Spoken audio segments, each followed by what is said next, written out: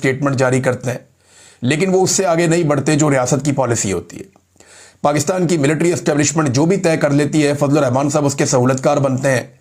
वो एक मजहबी उनका एक तासुर ज़रूर है, वो अपने आप को एक मुजाहिद के तौर पे पेश ज़रूर करते हैं, लेकिन वो एक रवायती सियासतदान है और उन्हें कंट्रोल कर लिया गया है। जमात इस्लामी हम सब पहले ही जानते हैं कि वो एक कंट्रोल्ड पॉलिटिकल पार्टी है, एक प्रोग्रेसिव इस्लामिक पॉलिटिकल पार्टी है और उसका अब कोई ताल्लुक नहीं है ऐसी किसी एक्टिविटीज से जो रियासत के खिलाफ जा रही हो या रियासती पॉलिसी के खिलाफ जा रही हो। वो उसके रास्ते में ख़ास तौर पे जब एस्टेब्लिशमेंट कोई फैसला करती है तो जमात इस्लामी हमेशा उस फैसले के लिए सहूलतकारी फराहम करती है। तो जनाब ये दोनों तो हो गए कंट्रोल। जो दो मजहबी ग्रुप हैं बड़े, यानी फजल रहमान साहब का और जमात इस्लामी का, ये दोनों कंट्रोल हो गए। तहरीक लब्बैक को क्रश कर दिया गया। उसके जो दोनों इस वक्त सरबराह हैं, दोनों तो नहीं है, एक सरबराह है दूसरा उसका भाई है, उन दोनों का पता ही कोई नहीं है किधर गए। ज़्यादा शुबा ये है कि वो एजेंसियों की हिरासत में है, जबकि कुछ लोग कहते हैं कि वो दौड़ गए हैं। अगर तो वो दौड़ गए हैं ना, तो फिर तो उन्होंने बेड़े गर्क कर लिया पकड़ के अपनी सारी सियासत का और हमेशा के लिए अपनी शख्सियत का भी। लेकिन इसके इम्कानात कम है, मेरे ख्याल में वो दौड़े नहीं हैं, भागे नहीं होंगे, एजेंसियों के पास होंगे और वक्त आने पर उन्हें सामने लाया जाएगा। बाकी जो मौलवी बच गए हैं पीछे, जो मजहबी लोग बच गए हैं, उनकी तनख्वाहें लगा दी गई हैं हुकूमत पंजाब की जानिब से और उनको पैसा मिलेगा हर महीने। और मौलवियों का जो एक ग्रुप है उसको बुलाकर मरीम नवाज साहिबा ने मुलाकात भी की है, क्योंकि उनके लिए डबल प्रॉब्लम है ना। एक तो अब मौलवियों को राज़ी रखना है, जो कुछ भी पाकिस्तान की रियासत करने जा रही है तो उसके खिलाफ कोई मौलवी इकट्ठे होकर कोई बयानिया ना बना ले या कोई ऐसी बात ना करें। तो नंबर एक तो उनको पैसा वैसा भी लगा दिया है, अब उनको पैसे मिला करेंगे महाना, जो बड़ी अच्छी बात है।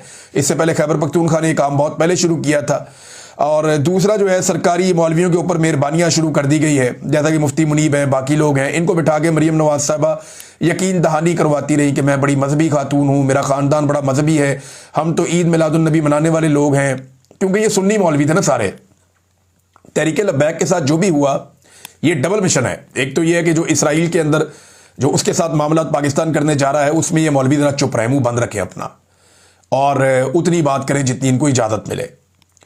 नंबर दो ये है कि जो हुआ मुरीद के में सानिया, उसके बाद एक ख़तरा भी मौजूद है ना कि कोई रिएक्शन ही ना आ जाए, कोई उठ के कोई हरकत ही ना कर दे। इनकी सिक्योरिटी भी सारी तब्दील की गई है, स्क्रूटनी की गई है। तो अब इनको महफूज बनाना भी एक बड़ा मिशन है, उसके ऊपर भी काम हो रहा है। तो जैसे एक दौर में जनरल बाजवा मिलाद करवा के खबरें चलवाता था ना कि जनाब मैं तो बड़ा सच्चा और पक्का मुसलमान हूँ, जब उसे मुसीबत पड़ गई थी इसी तहरीक लब्बैक के साथ लड़ाई के नतीजे में, तो तहरीक लब्बैक ने कह दिया जी जनरल बाजवा जो है वो गैर मुस्लिम है, उसके ऊपर इल्ज़ाम लगा दिया और कुछ इधर उधर की चीज़ें कह दी। तो ये वैसे कोई फैसला करने वाले होते तो नहीं, लेकिन इन्होंने बड़े इल्ज़ाम लगाए। तो उसके बाद जनरल बाजवा साहब जो है वो मिलाद करवा के खबरें चलवा रहे थे। उन्होंने अपने बारे में कॉलम और अखबारात के अंदर तहरीरें लिखवाई मुख्तलिफ लोगों से कि जनाब मैं तो बड़ा सच्चा और पक्का मुसलमान हूँ और मैं तो जनाब बड़ा सहीउल अकीदा मुसलमान हूँ। तो ये सारी चीज़ें जनरल बाजवा बेचारा कर रहा था। अब ये मरीम नवाज के गले पड़ गया वही सारा कुछ के मगरबी आकाओं को खुश करने के लिए इन्होंने जो कुछ मुबैना तौर पे किया, अब ये एक खौफ में है कि पाकिस्तान में जो अवामी अक्सरियत है वो सुन्नी मुसलमानों की है और उन्हीं के उलमा इकराम ज़्यादा बड़ी तादाद में है। अब जो कुछ हुआ वहाँ मुरीदके में, उसके बाद सबको अपनी अपनी फ़िक्र पड़ी हुई है और बदकिस्मती से खौफनाक खबरें आने के बावजूद पूरे मुल्क में कोई एक आवाज़ भी अभी तक नहीं उठ सकी। मरीम नवाज ने मौलवियों को दीन पढ़ाया, उसने दीन की बहुत सारी बातें की, बल्कि वो दबे लफ्ज़ों में तहरीक इंसाफ पे और तहरीक लब्बैक के ऊपर जो है वो करती रही, तनकीद भी करती रही। और वो ये कहती थी जी ये हथियार बना लेते हैं और इस्तेमाल करते हैं और शिद्दत पसंदी होती है। तो मैं आपको दिखाता हूँ कि शिद्दत पसंदी क्या होती है। ये चंद अखबारात की कटिंग्स हैं, इनको अगर आप देखें तो आपको पता चलेगा कि एक्चुअली शिद्दत पसंदी इस मुल्क में PMLN ने कितनी ज़्यादा फैलाई है। ये ज़रा एक अखबार देखें, ये नवाज शरीफ साहब के दौर की बात है। पीपल्स पार्टी के खिलाफ अमेरिका, हिंदुस्तान और इसराइल पीपल्स पार्टी को इक़्तिदार में लाना चाहते हैं। IGI पाकिस्तान और दो कौमी नज़रिया बचाओ की जंग लड़ रहा है। 24 और 27 अक्टूबर को अवाम बदकिरदारों को मुल्क से निकलने पर मजबूर कर देंगे, शाहिद खकान अब्बासी। अब ये इस किस्म की खबरें उस दौर में अखबारात में लगवाई जाती थी। नवाज शरीफ की बातें सुने आप। 24 अक्टूबर मुहिब्बान रसूल सल्लल्लाहु अलैहि वसल्लम की फतह और गुस्ताखान रसूल सल्लल्लाहु अलैहि वसल्लम की जिल्लत का दिन होगा। ये जनाब नवाज शरीफ साहब जो हैं वो अपनी तहरीक इस तरह चलाया करते थे کہ خود کو کہتے تھے کہ ہم حب رسول کے اندر ہیں صلی اللہ علیہ وآلہ وسلم، اور یہ جو میرے مخالفین ہیں یہ گستاخان رسول ہیں، یہ گستاخ رسول ہیں۔ مذہب کا اتنا بڑا ہتھیار نواز شریف خود استعمال کرتا تھا۔ آئی جی آئی کی کامیابی کے لیے خانہ کعبہ میں دعائیں ہوئی ہیں، اور بے نظیر کی کامیابی کے لیے اسرائیل اور امریکہ میں دعائیں مانگی جا رہی ہیں۔ سلمان رشدی نے بے نظیر کو ووٹ دینے کا کہا۔ یہ خبریں جناب نواز شریف صاحب، میاں نواز شریف کے نام سے چھپی ہوئی ہیں اخبارات کے اندر، اور جنگ اخبار میں چھپی ہوئی ہیں۔ تکبیر اخبار کو دیکھیں، بھٹو خاندان کے خلاف بھیانک جرائم کی چارج شیٹ، عوام کی عدالت میں عوام کا مقدمہ یوم حساب سر پر آن پہنچا۔ اب جناب وہ کہہ رہے ہیں جی ان کا دادا جو ہے اس نے نہرو کو جونا گڑھ پر فوج کشی کی دعوت دی۔ باپ جو ہے یعنی ذوالفقار علی بھٹو، اب بے نظیر کے خلاف پروپیگنڈا ہو رہا تھا نا، باپ یعنی ذوالفقار علی بھٹو، اس نے پاکستان کے 2 ٹکڑے کیے، جمہوریت کے نام پر بدترین فسطائیت مسلط کی۔ پھر ماں یعنی جو بے نظیر کی ماں ہے، ماں نے پاکستان کے ایٹمی راز اسرائیل اور امریکی یہودیوں کو پہنچائے، ملک کی فوجی اور اقتصادی امداد بند کروائی۔ بیٹی یعنی بے نظیر بھٹو یہود و ہنود کی ایجنٹ بنی، قرآن اور قوانین شریعت کا مذاق اڑایا، اور مجاہدین کشمیر اور افغانستان سے غداری کی۔ یہ نواز شریف کے کارنامے بتا رہا ہوں میں آپ کو، نون لیگ کے بھائی، جو بھائی تھا بے نظیر کا ایک بھائی، اس کے بارے میں لکھا، دہشت گرد تنظیم الذوالفقار بنائی، صدر ضیاء الحق شہید کے طیارے کو تباہ کیا، ہزاروں کو قتل اور سینکڑوں کو اغوا کیا۔ شوہر آصف علی زرداری، سرکاری خزانے سے اربوں روپے لوٹے، مسٹر 10% کا بین الاقوامی خطاب پایا۔ سسر ٹھیکوں اور پٹوں اور رشوتوں کی رقم سے یورپ میں اربوں کی جائیدادیں بنائیں۔ یہ جناب نواز شریف صاحب جب مذہب کارڈ استعمال کیا کرتے تھے تب یہ جائز ہوا کرتا تھا۔ ایک اور ذرا آپ دیکھیں، 20 ماہ کی اندھیر نگری میں بھارت کے یار، اسرائیل کے وفادار، پیپلز پارٹی کے غمخوار، واشنگٹن میں بے نظیر بھٹو کے لیے لابی کرنے والا مارک سیگل کون ہے؟ یہودی۔ یہ نواز شریف صاحب چھپوا رہے ہیں۔ میرا ووٹ پاکستان میں ہوتا بے نظیر کو دیتا، سلمان رشدی، یہ نواز شریف صاحب چھپوا رہے ہیں خبریں۔ پیپلز پارٹی کی حمایت میں امریکی امداد بند کرانے کی دھمکی دینے والا کانگریس مین سٹیفن سولارز یہودی، یعنی یہ اس طریقے سے یہودی کارڈ بے نظیر کے خلاف بھی استعمال کرتے تھے۔ ابھی حال ہی میں انہوں نے یہ سارے کارڈ عمران خان کے خلاف بھی استعمال کیے۔ کچھ عرصہ پہلے جب عمران خان صاحب کو گولیاں لگیں تو ایک مذہبی جنونی نے ماری، لیکن اس سے پہلے پی ایم ایل این نے ایک بھرپور پروپیگنڈا کیا اور توہین تک کے الزامات، توہین مذہب کے الزامات عمران خان صاحب پہ لگا دیے، حتیٰ کہ پاکستان کے نیشنل ٹیلی ویژن کے اوپر وہ چیزیں چلائی گئی۔ ایک بھرپور کمپین عمران خان کے خلاف لانچ کی گئی، جس میں کچھ بدقسمتی سے صحافیوں کو بھی حصہ بنایا گیا، اور پھر عمران خان صاحب کو گولیاں ماری گئیں۔ یہ وہ واحد آدمی ہے جو بچ گیا ہے۔ میں ایک بات آپ کو بتاتا ہوں، آج تک پاکستان میں جس کو بھی مارنے کا فیصلہ کیا گیا وہ مر گیا۔ قائد اعظم محمد علی جناح وہ جانبر نہیں ہو سکے، فاطمہ جناح وہ بھی اسی رستے میں ماری گئیں، لیاقت علی خان وہ بھی مارے گئے، ذوالفقار علی بھٹو وہ بھی مارے گئے، بے نظیر پر حملہ ہوا وہ بھی ماری گئیں، ضیاء الحق پر حملہ ہوا وہ بھی مارا گیا۔ عمران خان واحد آدمی ہے جس پر حملہ ہوا، اس کا خون بہہ گیا لیکن وہ بچ گیا۔ یہاں معاملہ آ کر پھنس گیا۔ اب عمران خان کو اللہ رب العزت نے بچا لیا، ورنہ اس سے پہلے جس کو بھی قتل کرنے کا فیصلہ ہوا اس ملک میں وہ شخص قتل ہو گیا۔ عمران خان صاحب بچ گیا تو اللہ تعالیٰ کی مرضی، اب کچھ اور ہے۔ بہرحال یہ پروپیگنڈا بہت پرانا چل رہا ہے، اور تب سے لے کر اب تک لگاتار یہ پروپیگنڈا چلتا ہی چلا آ رہا ہے، اس کو بریکیں لگ ہی نہیں رہی۔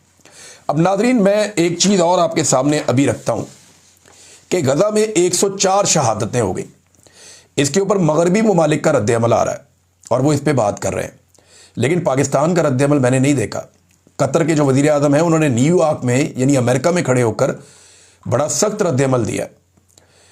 انہوں نے جو وزیر اعظم ہے قطر کے اور وزیر خارجہ شیخ محمد بن عبد الرحمن بن جاسم الثانی، انہوں نے غزہ پر جنگ بندی معاہدے کے باوجود اسرائیلی حملوں کو انتہائی مایوس کن اور دلخراش قرار دیتے ہوئے کہا کہ خطے میں تمام سرخ لکیریں عبور ہو چکی ہیں۔ انہوں نے کہا کہ حملے نے امریکہ کو یہ ثابت کر دیا کہ خطے کی تمام سرخ لکیریں عبور ہو چکی ہیں، جبکہ حماس نے واضح کیا ہے کہ وہ غزہ میں حکومت چھوڑنے پر آمادہ ہے. اندازہ کریں آپ. لیکن پاکستان کی جانب سے میں نے ابھی تک کوئی سٹیٹمنٹ نہیں دیکھا, کیونکہ پاکستان کی اسٹیبلشمنٹ نے شاید یہ فیصلہ کر لیا ہے کہ وہ اب اپنا کیمپ تبدیل کر چکے ہیں, اور اب وہ امریکہ اور اسرائیل کے کیمپ میں ایسا لگتا ہے کہ کھڑے ہیں. اور ابھی کیونکہ ایکسٹینشن کا ٹائم قریب ہے تو بین الاقوامی سطح پہ بھی کافی کام کرنا ہے اور پاکستان کے اندر بھی کافی کام کرنا ہے. تو عاصم منیر صاحب کا جو شخصیت ہے اس کو بہت زیادہ نکھار کے سامنے لایا جا رہا ہے. اب جو ان کے مخالف ہوں گے وہ اتنا ہی رد عمل بھی دیں گے. یعنی آپ چیزوں کو اگر نارمل طریقے سے جانے دیں, آپ نے ایکسٹینشن دینی ہے, آپ کے پاس اختیار ہے, آپ دے دیں. عاصم منیر صاحب نے ایکسٹینشن اگر وہ لینا چاہتے ہیں, مزید نوکری کرنا چاہتے ہیں تو کر لیں, مرضی ہے ان کی. یہ عہدہ چھوڑنے کو کس کا دل کرتا ہے؟ لیکن اب اسلام کی جو مقدس ہستیاں ہیں ان کو تو بیچ میں نہ لائیں نا, ان کو تو چھوڑ دیں. رانا ثناء اللہ صاحب کا سٹیٹمنٹ آپ دیکھیں, پھر میں کچھ چیزیں آپ کے سامنے رکھتا ہوں. اگر رانا صاحب یہ سٹیٹمنٹ نہ دیتے تو مجھے یہ چیزیں کبھی بھی سامنے نہ رکھنی پڑتی. انہوں نے کہا کہ فیلڈ مارشل میں عاصم منیر میں خالد بن ولید رضی اللہ تعالیٰ عنہ جیسے اوصاف پائے جاتے ہیں, وہ اس پائے کے جرنیل ہیں.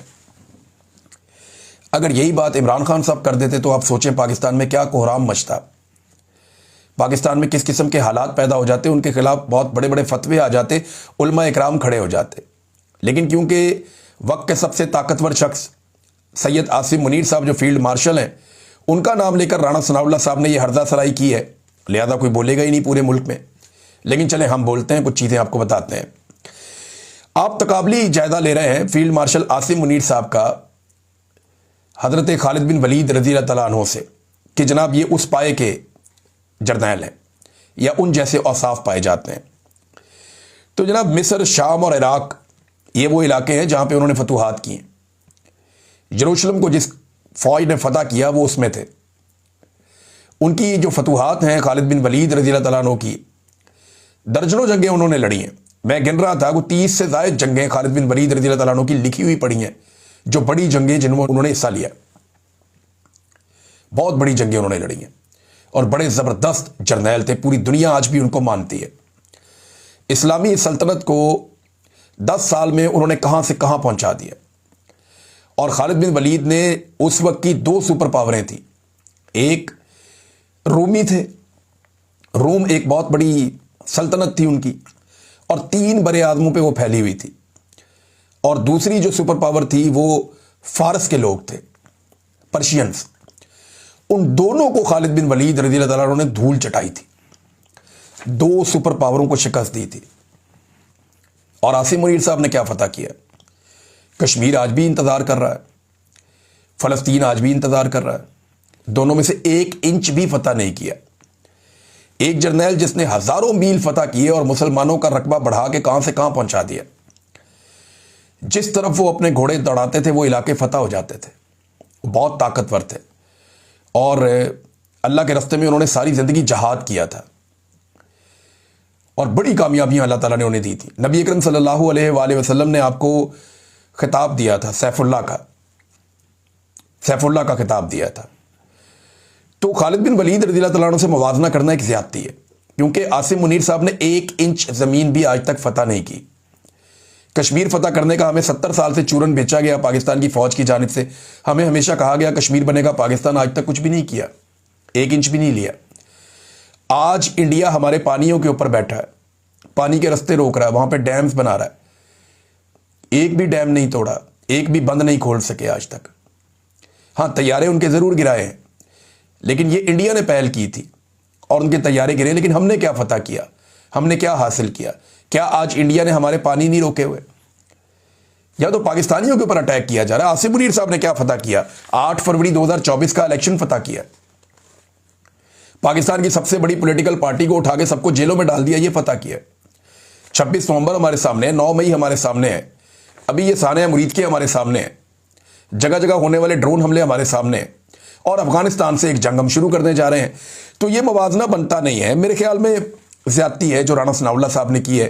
تو جب آپ زیادتی کریں گے تو ہمیں ریکارڈ سیدھا کرنا پڑے گا. ہمیں کوئی اعتراض نہیں ہے, آپ عاصم منیر صاحب کی دن رات تعریفیں کریں, جتنی مرضی تعریفیں کریں, لیکن جب آپ اسلام کی مقدس ہستیوں کو صحابہ اکرام رضوان اللہ علیہ اجمعین کے ساتھ آپ لا کر ملائیں گے نا, یا ان کی مثالیں دیں گے, تو پھر ہمیں مجبوراً جو فیکٹس ہیں وہ آپ کے سامنے رکھنے پڑیں گے. اور فیکٹس بڑے تلخ ہیں، ان کے اوپر پھر بات نہ ہی ہو تو بہتر ہے۔ اور دیکھیں نا، خالد بن ولید رضی اللہ تعالیٰ عنہ کو حضرت عمر فاروق رضی اللہ تعالیٰ عنہ نے اس موقع پر سپہ سالاری سے ہٹایا جب مسلمانوں کو یہ لگنا شروع ہو گیا تھا کہ فتح خالد بن ولید رضی اللہ تعالیٰ عنہ کی وجہ سے آتی ہے۔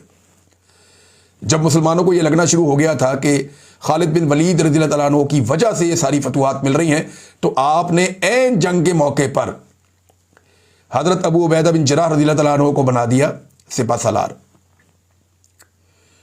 اور اس کے باوجود خالد بن ولید رضی اللہ تعالیٰ عنہ ان کے ساتھ مل کر جنگوں میں حصہ لیتے رہے اور بڑے عام مشورے بھی دیتے رہے، بڑے زبردست مارکے بھی سر کرتے رہے۔ تو جرنیل تو جنگ کے بیچ میں بھی تبدیل کیا جا سکتا ہے، اور خالد بن ولید رضی اللہ تعالیٰ عنہ جیسا جرنیل اگر تبدیل کیا جا سکتا ہے تو عاصم منیر صاحب کی تو اوقات ہی کوئی نہیں، کچھ بھی نہیں ہے، پاؤں کی دھول بھی نہیں ہے۔ تو یہ میں، کیونکہ آپ نے مثال دی تھی رانا ثناء اللہ صاحب، تو اگر آپ نے شکریہ ادا کرنا ہے عاصم منیر صاحب نے یا ISPR نے اس معاملے میں، تو وہ رانا ثناء اللہ صاحب کا شکریہ ادا کرے، کیونکہ میں نے ان کا ریکارڈ درست کیا ہے اور یہ بہت ضروری تھا۔ اب ناظرین آ جائیں، یہ جو افغانستان کے ساتھ ایک ہمارا ایڈونچر چل رہا ہے، یہ شروع ہوتا ہے اس دن جب ڈونلڈ ٹرمپ اس خواہش کا اظہار کرتے ہیں کہ ہمیں چاہیے بگرام ایئر بیس، تو افغانستان منع کر دیتا ہے۔ اس کے فوراً بعد خواجہ آصف صاحب اچانک کہتے ہیں کہ افغانستان ہمارا دشمن ملک ہے، اور پاکستان کی جانب سے افغانستان کے ساتھ حالات خراب ہونا شروع ہو جاتے ہیں۔ اب جو خواجہ آصف صاحب نے ایک سٹیٹمنٹ دیا نا، جو ٹویٹ کیا، یہ انگریزی زبان ہم نے بڑے غور سے پڑھی، میری اور بھی بہت سارے جرنلسٹ ہیں، ان سے بات ہوئی، بہت سارے ایسے لوگ جو بڑے پیارے دوست ہیں ان سے بھی بات ہوئی۔ تو خواجہ آصف صاحب اس طرح کی انگریزی لکھتے نہیں ہیں، نہ وہ اس طرح کی زبان استعمال کرتے ہیں، اردو لکھتے ہوئے نہ انگریزی لکھتے ہوئے۔ یہ ٹویٹ خواجہ آصف صاحب نے خود نہیں لکھی، ہم سب کو اس بات کا یقین ہے، یہ انہیں دی گئی اور انہوں نے اپنے اکاؤنٹ سے اس ٹویٹ کو کر دیا۔ اب دیکھیں، ایسا لگتا ہے کہ کسی لیول پہ یہ طے پا گیا کہ جنگ لازم ہے اور جنگ اب شروع کی جائے گی، اور معاملہ شروع ہوتا ہے ڈونلڈ ٹرمپ کی جانب سے بگرام ایئر بیس مانگنے پہ۔ دیکھیں نا، خواجہ آصف صاحب کا جو اپنا ٹویٹ ہے وہ تو یہ ہے کہ طاقتیں تمہاری ہیں اور خدا ہمارا ہے۔ کل تک وہ یہ کہہ رہے تھے، افغان طالبان نے جب فتح حاصل کی اور امریکنز وہاں سے نکلے نامراد ہو کر، اس وقت انہوں نے یہ کہا تھا کہ طاقتیں تمہاری ہیں اور خدا ہمارا ہے۔ لیکن اب کیونکہ جنگ بندی ہے اس وقت، اور ایسا لگتا ہے کہ آنے والے دنوں میں کوئی ایک چھوٹا سا واقعہ معاملے کو بھڑکا دے گا، اور اس بھڑکتے ہوئے معاملے میں ایک نئی جنگ کی طرف پاکستان افغانستان کے ساتھ چلا جائے گا۔ ضروری یہ ہے کہ ہم پہلے بھارت سے اپنا پانی چھڑوا لیں، جو ایک بڑا ضروری کام ہے اور یہ بھی کیا جانا چاہیے۔ اچھا جی، جو ٹولو نیوز ہے افغانستان کا، اس نے ایک دعویٰ کیا ہے، وہ یہ کہتے ہیں جی مذاکرات افغانستان کی جو حکومت ہے وہ جاری رکھنا چاہتی تھی استنبول میں، اور بغیر کسی نتیجے پر پہنچے پاکستان کا جو وفد ہے وہ واپس چلا گیا مذاکرات چھوڑ کر، جبکہ جو افغان وفد ہے وہ ابھی بھی استنبول میں موجود ہے، یہ انہوں نے دعویٰ کیا۔ لیکن جنگ کا ماحول تو بنایا جا رہا ہے، اور آنے والے وقت میں مجھے ایسا لگتا ہے کہ جنگ شروع ہو جائے گی۔ ناظرین، خطے کے اندر بہت سارا تیل موجود ہونے کے باوجود پاکستان نے دنیا کے دوسرے کونے سے امریکہ سے تیل بردار جہاز منگوایا اور امریکہ سے تیل خریدا ہے۔ یاد رکھیے، یہاں پہ پورے خطے میں گلف کے اندر جو عرب ممالک ہیں بہت تیل ہے، ایران کے پاس تیل ہے، روس کے پاس تیل ہے، لیکن پاکستان نے امریکہ سے تیل خریدا ہے، صرف ڈونلڈ ٹرمپ کو میرے خیال میں راضی رکھنا چاہتے ہیں۔ یہ جو تیل آ رہا ہے نا، اس کے لانے کا خرچہ یا اس کی جو ٹرانسپورٹیشن ہے اس کا خرچہ کئی گنا زیادہ ہے جو ہم مقامی یہاں سے تیل حاصل کرتے ہیں اس سے۔ اب یہ پیسہ کہاں سے آئے گا؟ یا تو تیل مہنگا کیا جائے گا، یا جو تیل کے اوپر جو ٹیکسز لیے جاتے ہیں ان میں کٹ لگا کے حکومت امریکہ کا پورا کرے گی۔ لیکن جو بھی ہوگا پاکستان کا نقصان ہوگا۔ آنے والے دنوں میں اس کے اعداد و شمار جب سامنے آئیں گے تو ہمیں پتہ چلے گا کہ اس معاملے کے اندر کیا ہے۔ اب ایک چیز میں آپ کے سامنے اور رکھوں، اور یہ میں ریکارڈ کے لیے رکھ رہا ہوں، صرف سہیل آفریدی کے خلاف لگاتار گھٹیا اور گندی زبان استعمال کی جا رہی ہے۔ رانا ثناء اللہ صاحب بھی کر رہے ہیں، عطا تارڑ بھی کر رہے ہیں، اور دیگر لوگ بھی کر رہے ہیں۔ اب جو نئے الفاظ ان کے لیے استعمال کیے گئے ہیں ان میں ہے کہ جاہل وزیر اعلیٰ اور دہشت گردوں کا ہمدرد، اس قسم کے الفاظ لگاتار استعمال کیے جا رہے ہیں، اور سہیل آفریدی کو اکسایا جا رہا ہے۔ اس نے ابھی تک براہ راست کسی کو گالی نہیں دی، کسی کے ساتھ بدتمیزی نہیں کی، وہ آئین اور قانون کی بات کرتا ہے۔ اس نے کولیٹرل ڈیمیج کی بات کی کہ کولیٹرل ڈیمیج بہت تھوڑا سا بھی ہونا تو دنیا میں قابل قبول نہیں ہوتا، یہ جنگی جرائم کے زمرے میں آتا ہے۔ لیکن یہاں پہ کولیٹرل ڈیمیج اتنا بڑا ہے کہ بے شمار سویلین شہید ہو جاتے ہیں اور دہشت گرد ایک بھی نہیں مارا جاتا۔ लिहाजा ये सिलसिला इस तरह नहीं होना चाहिए, इसे बंद होना चाहिए। नाज़रीन, महमूद खान अचकज़ई साहब के एक स्टेटमेंट से मैं इस वीलॉग का इख्तिताम करता हूँ। और उन्होंने एक स्टेटमेंट में इस वक्त जो पाकिस्तान की सिचुएशन है उसके बारे में बताने की कोशिश की है। एक इंटरव्यू में उन्होंने कहा जी सूरत हाल ये है कि पाकिस्तान का इस वक्त हर ज़िला एक कर्नल चला रहा है। ये पाकिस्तान के बारे में उनका कहना है, महमूद खान अचकज़ई साहब का। और कुछ ज़्यादा गलत बात उन्होंने नहीं की। अगर आप हक़ाइक़ देखें तो इस वक्त पाकिस्तान में जो सिविलियन हुक्मरानी है वो सिर्फ एक ख्वाब की तरह है, एक शराब है। पाकिस्तान चल रहा है धोखाधड़ी में, गाड़ी चला कोई और रहा है, हैंडल पे कोई और बैठा हुआ है, दिखाई कोई और दे रहा है, पीछे से डोरियां कोई और हिला रहा है। ये वही मामला है जिसके ऊपर शहीद अरशद शरीफ ने आवाज़ उठाई थी, उनकी आवाज़ बंद कर दी गई। इमरान खान ने आवाज़ उठाई थी, इमरान खान को जेल में डाल दिया गया। हम लोगों ने जब जब आवाज़ उठाई हमारे ऊपर मुकदमात हुए। वही बात जो है वो महमूद अचकज़ई साहब ने भी गवाही थी। अब तक के लिए इतना ही। अपना ख्याल रखिएगा, अपने इस चैनल का भी। अल्लाह हाफ़िज़।